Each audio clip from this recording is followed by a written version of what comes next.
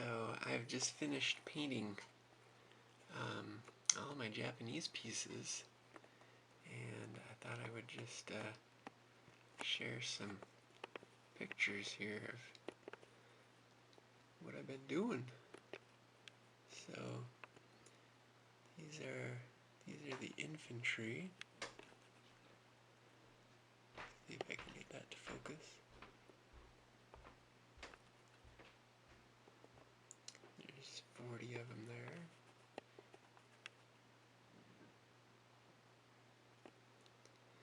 And then here's anti-aircraft guns. These are just out of box.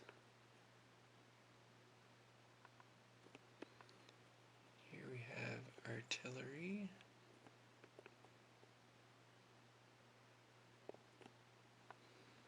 And then these mechanized infantry, these are not out of box. These are from HBG.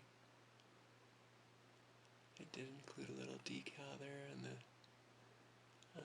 door on both sides of the trucks.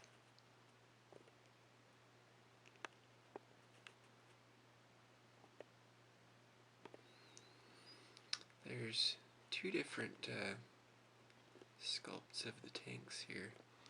The ones on the left, that left row, I didn't actually do those. I bought those off of eBay.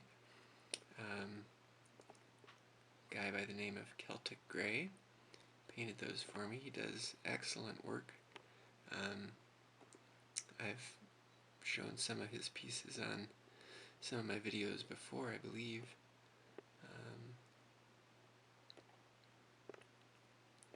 These ones here on the right, I did paint these, and the ones on the left that Celtic Gray did, those are plastic. They're just from HBG. But these ones that I did are a little smaller, and these are from GHQ, and they're actually metal.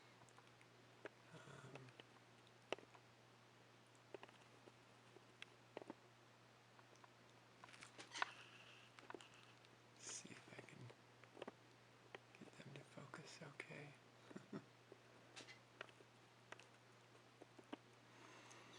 And then next we've got fighters.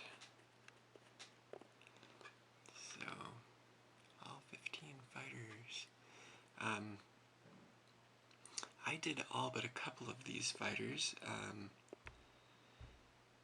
fellow by the name of Sky Marshal actually did the first two for me, and he was kind enough to share with me how he did them. And then I just followed his instructions to do the rest. This one here on the first, in front there, that's one that he did. He did another one of them too, but I can't even tell now which one he did versus which ones I did. He just provided such good instructions, I was able to follow them, and I can't tell anymore which ones I did versus the one other one that I know he did. Same thing here with the tactical bombers. He did that one there in the middle of the front row, and he also did one of the others, although I can't tell, which one was the other one that he did. I really like how they turned out. These flight stands, these are war-torn flight stands. You can't get these anymore. Maybe he'll make them available again at some point, but I really love mine. Then we've got Betty Bombers.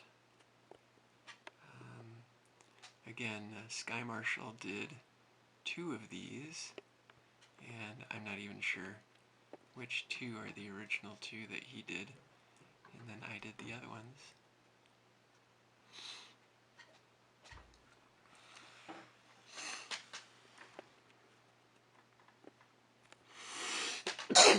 Excuse me. Excuse me. So for Navy, here are Submarines.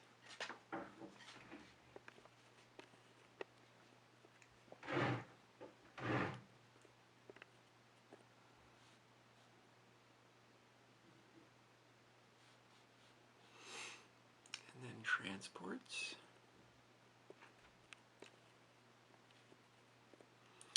On these transports, I did put a little decal of Japanese flag there. On there's a little flat spot, you know, on those transports, and I used that. Put a little flag on there.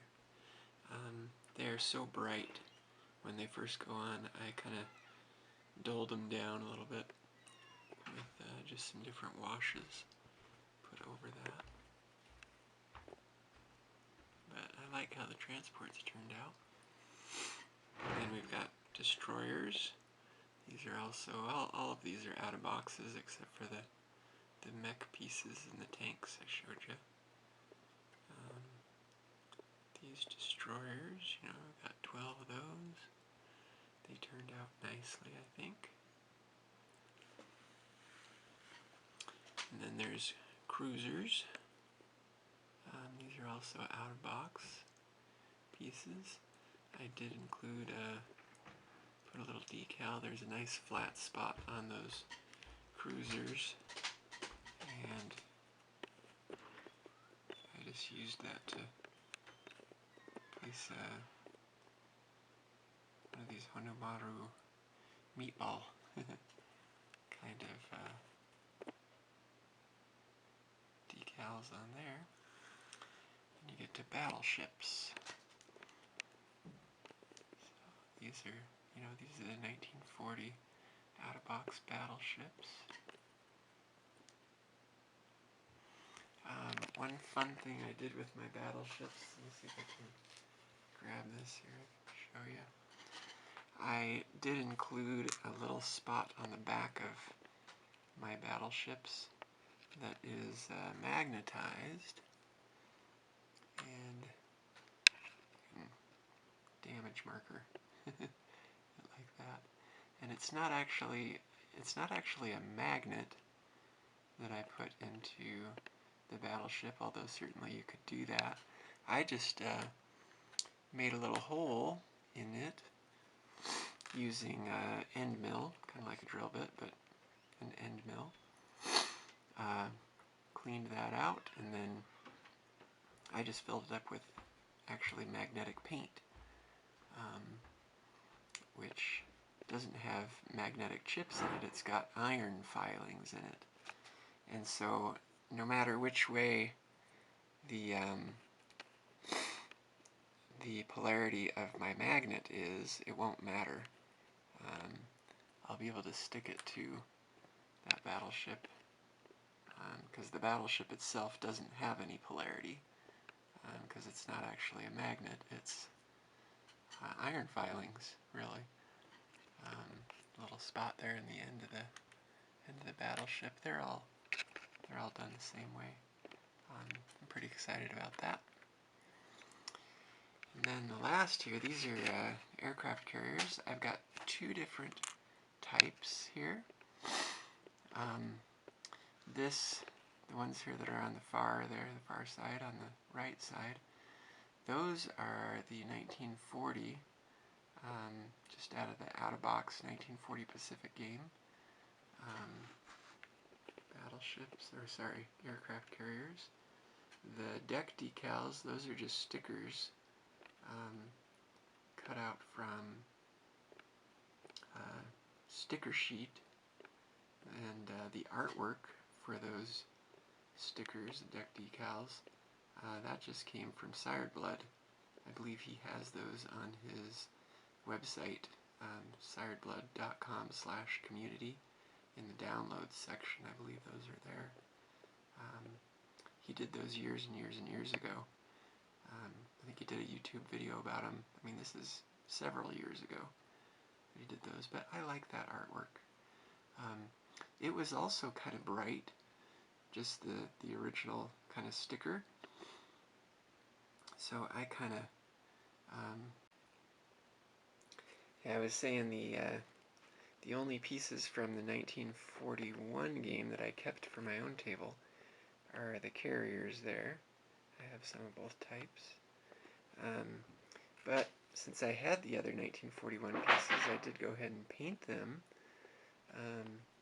These 1941 destroyers, I painted those, and I'm not going to keep them for my own table. They're actually listed up for sale on eBay right now. Somebody will get them. Same with these 1941 transports. I really like these. I think they turned out really nice. I've got 8 of those. But and I thought I would use them for my own table.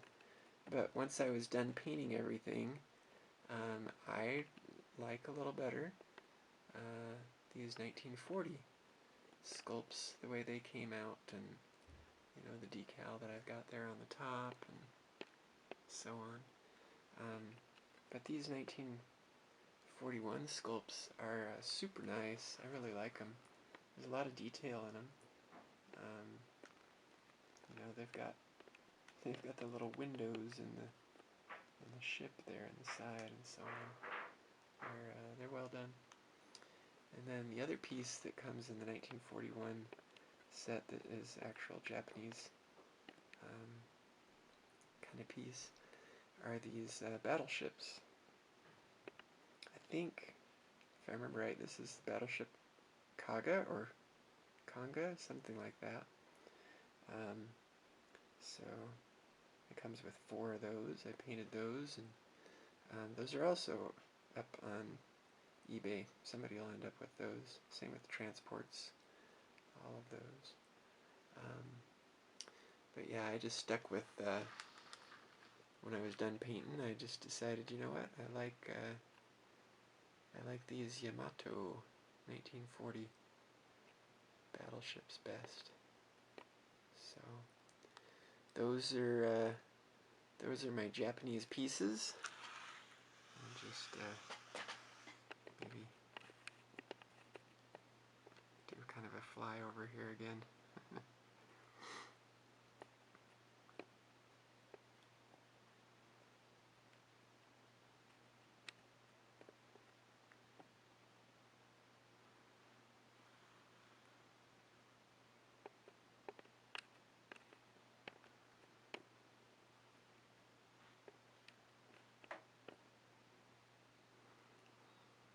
But it's been fun to paint them. I'm very slow as far as painting goes. I mean, this has essentially taken me a year to do just these Japanese pieces, but there are hundreds of them.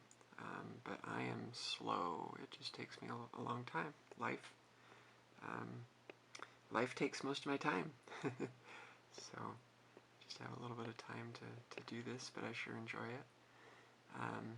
I mean, it has now been 3.5 years since I started painting my pieces, and I've got my Soviet pieces done, my US pieces done, now my Japanese pieces are done, my Chinese pieces are done. I did those very first. But I'm going to do UK pieces next. That's the plan. So maybe I'll pull out some of the paints that I used and kind of go through some of that stuff.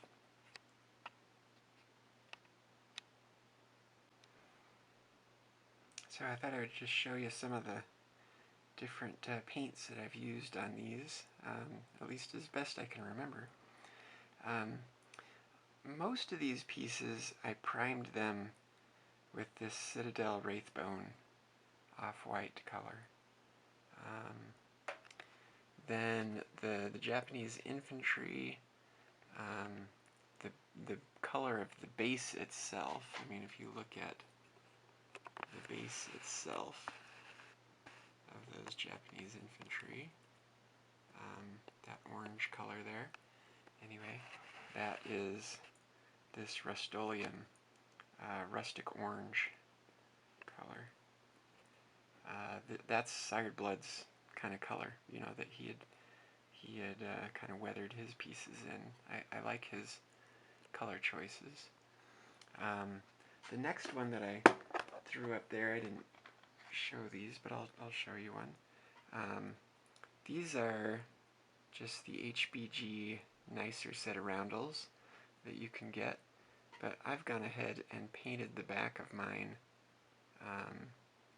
red, just to be able to, throw them on the board and use them as markers of here's where attack or something else is going on.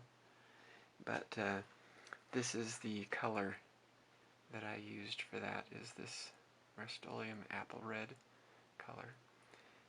The other one that I have out here, this is a Tamiya color. It's like T43, TS43, racing green. That is the color of those Betty bombers back there. See if I can get that to focus. And I'll put a link in the description or whatever for Sky Marshall's video. He did a video on how to do these planes. I think all three of them, the Betty bombers, the tactical bombers, and the fighters. And I just followed his instructions on all of those. For all of my pieces, when I was all done with them, this was the final coat that they got. It's this matte clear. That's the last thing that they got. And I don't have a can of it that I could find anymore, but I think on the white planes, I just used a Rust-Oleum white primer. Has a cap kind of like that, I believe. That's what I used to just prime, and it's actually the base coat too for the fighters and the tactical bombers, if I remember right. I'll show you some additional paints that I used here for Japanese stuff. So just kind of go through some of these. So I used some of all of these. A lot of these are Citadel paints, but these ones on the back row there, these are Citadel contrast paints. I mean, these are some of the colors that I've used on just different parts of things, whether on the infantry or on the artillery. I know I used some of these. Got Wildwood, Gilman Flesh, Black Templar, Snakebite Leather, Agros Dunes, and then that last one, that Nasdreg Yellow. I used that a fair amount on the Mechanized Infantry, some on the tanks and whatnot. So that contrast paint goes over the any light colored base coat like that Wraithbone color, and it creates an interesting effect. It's worth playing with. On a lot of the other pieces, also not so much the infantry, but tanks and mechanized infantry, a lot of the ships, kind of the orangey or yellower parts of the ships especially. I used those two colors you see there in front of you, the Averland Sunset and the Yokero Orange Citadel colors. I kind of liked that orangey yellow, and what I would typically do, I kind of went back and forth, and some are some way and some are the other way, but sometimes I would use the Everland Sunset yellow color for a base, and then I would dry brush the Yokero orange over it, so that you get, some of the base color kind of showing through, but you end up with an orangey color on top of it. Or I would do vice versa. Some of them I did a base of the Yokero orange, and then I would dry brush the Averland Sunset over that. So that's kind of some of the basic colors that I used for a lot of the Japanese pieces, including ships and some of the land units other than the infantry. For the infantry, so the kind of Japanese uniform, I used this Vallejo color, which is just called Japanese uniform in World War II. I like that color for it. If I can get that to focus. So, and then some of the other parts of the infantry or whatnot, I used some of these other Vallejo colors. That flat brown there that you see I've got next to the Japanese uniform color, I think I used that on their boots. May have gotten used in a few other places too.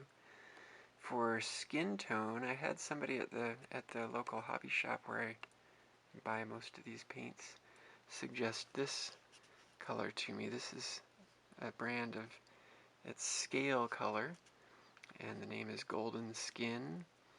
And I believe I used this on the skin areas for the infantry. And then, of course, there's washes, you know, over pretty much everything that I painted. Maybe not the aircraft, but certainly the infantry, the other land units, the naval units.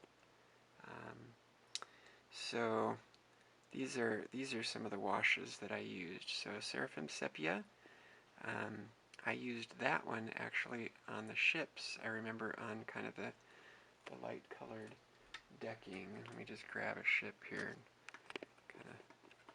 So the light colored decking, the base color there was this one. It's this Morghast bone color. And then over that is a Seraphim Sepia wash. And that's how I got the look that I have there. That next wash that I used a fair amount of, Agrax Earthshade, that's just a great wash for almost anything that you want to wash. It's kind of it's a brownish color, darker than the Seraphim Sepia. I definitely used that on the infantry. Didn't use it on the decking, but I think I used it on some of the other parts. And I would often end up doing, you know, more than one of these washes. I would put one and then another one and kind of get a combination of colors for different things. The next shade there is this Rakeland Flush shade. That's got a red tone in it. And I know I used some of that, like on, for example, these carriers, which have, you know, a fair amount of red in them. And then this next wash, this Nolan Oil, that's just another great wash. It's a black, and I know I used a lot of that over, you know, some of these other areas of the ships, like the guns and whatnot. For the guns, the colors that I often used, here's a few other colors that I would have used in infantry helmets and canteens and packs and stuff. So this is US Olive Drab, Russian Uniform. Yeah, so used that on wheels, you know, see if I can get that to focus, as well as on tactical bomber cowling there. The white, I think I just used the white if I needed any touch-up, you know, on these tactical bombers or the fighters. And then the yellow, there's some yellow on these Betty bombers. I'll grab one of those. Those little wingtip edges. And it also shows up on these fighters. Same with kind of wingtip edges, but then also the little ring around the tail. that's this Tamiya yellow color. I'll just show you the numbers on these. The black is X1, the red is X7, the yellow is X8, and the white is X2. See if I can get those to focus. I kind of like making this video too so I can remember what I did. Another tool that I just grabbed to kind of show that I found to be handy is this syringe set here. And you know, it's got, I think, 3 different needle tips in it, different needle sizes, but sometimes it's hard to apply some of these paints, especially these alcohol-based Tamiya paints. They dry quickly because they are alcohol-based. It evaporates fast. And so I think what I played with, especially on that yellow stripe around the tail, is putting some of the paint in that syringe and just very carefully and slowly running a circle around the tail section of the fuselage there to get that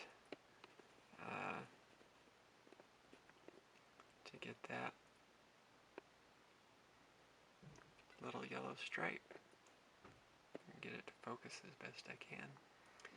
So I guess the only other thing I'm just thinking about here as I look at it is the canopy color. And I haven't grabbed that out. Maybe I'll go find that, pause this, and show you what I used for the canopy color there. Okay, so I went and grabbed that. This canopy color is actually just a craft paint, inexpensive craft paint from Hobby Lobby, I believe. But this is, the color here is pewter, and this is a metallic paint. The brand on this one was just Craft Smart. But I like the way that looks on a you know, an airplane canopy. I used it on both of those. I've used it on some of my other nations' window surfaces too, like Mechanized Infantry, but I didn't use it on these Japanese ones. For these Japanese ones, I think what I used, and I used this on some of the ship areas too, is this Ishin Gray, which is a pretty dark gray color. Like, let me grab a ship here where I think I've got this on. I think that smokestack there on the cruiser. I think that's an Ishin Gray. Anyway, if you're looking for a dark gray color, that's a nice one.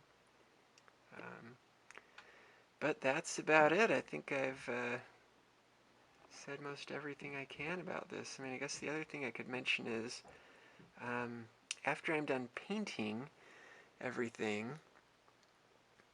I use this gloss varnish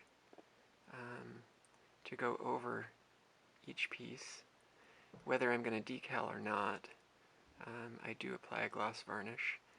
Apparently gloss varnish is better at protecting than a matte varnish, and so I'll do the gloss and then I hit it with that spray can of matte that I already showed earlier at the very end to kind of kill some of the gloss.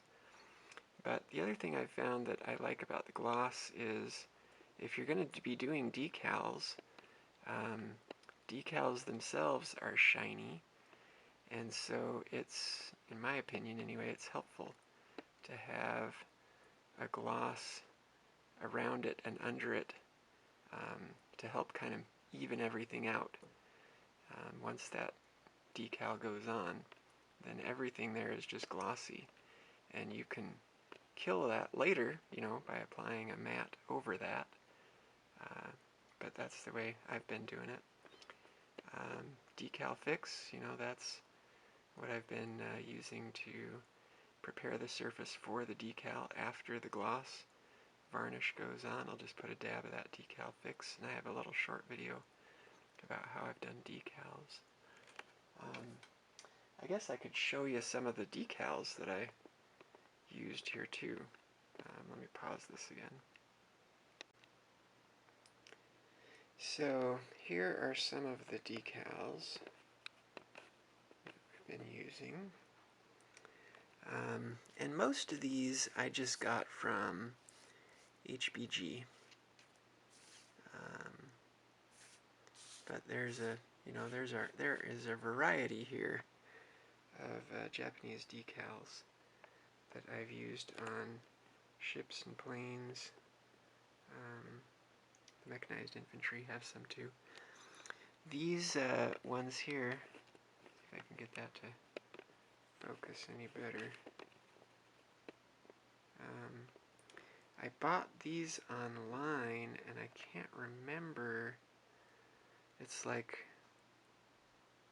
flightdeckdecals.com or something like that, where they have tons and tons of decals that you can choose from.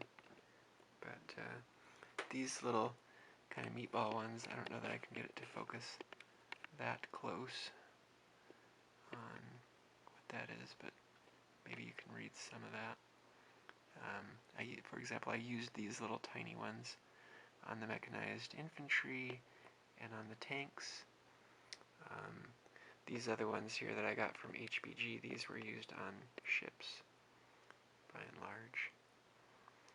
And in the video that I've already done, I kind of showed how I like to use a hole punch to punch these out. I mean, here's a standard hole punch for some of the larger decals, and then I will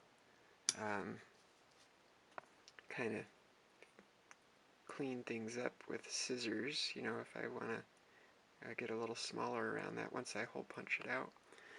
But then I have some different size hole punches too. I've got this green one and this purple. Maybe it looks blue in the video, but it's purple. That I also got from Hobby Lobby. And the green one is kind of an intermediate size. I think that one is maybe 1/8 of an inch. I think this standard one is about 1/4 inch, but I think this one's about 1/8 of an inch, and this purple one is the smallest of all. I think it's 1/16 of an inch, which is, it's nice to have some small hole punches. So anyway, I think that's everything that I can kind of memorialize about these Japanese pieces here, and hope you've enjoyed that. I'm enjoying making them. It's been fun to work to paint. So there you go. Thanks for watching.